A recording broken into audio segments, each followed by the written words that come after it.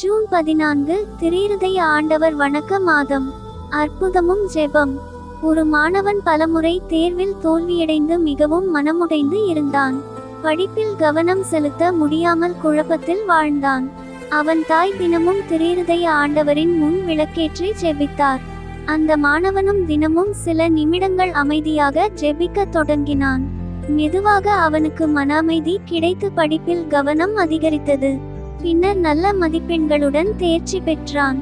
ஆண்டவர் என் வாழ்க்கையில் ஒளியாக வந்தார் என்று அவன் மகிழ்ச்சியோடு கூறினான். இன்றைய ஆசீர்வாத ஜெபம். ஒளி தரும் திரிருதய ஆண்டவரே, எங்கள் வாழ்க்கையின் இருளை உமது அருளால் அகற்றும். குழப்பத்தில் இருக்கும் மனங்களுக்கு தெளிவை அளியும். பயம் மற்றும் நம்பிக்கையின்மையில் வாழ்கிறவர்களுக்கு புதிய ஒளி தாரும். எங்கள் குடும்பங்களில் சமாதானமும் சந்தோஷமும் நிலைக்க அருள் புரியும். படிப்பு, வேலை மற்றும் வாழ்க்கை முடிவுகளில் எங்களை சரியான பாதையில் நடத்தும். உம்முடைய அன்பின் ஒளி எங்கள் இதயங்களில் என்றும் பிரகாசிக்கட்டும். உமது திரிருதயத்தில் நாங்கள் பாதுகாப்பாக வாழ அருள் தாரும். ஆமென்.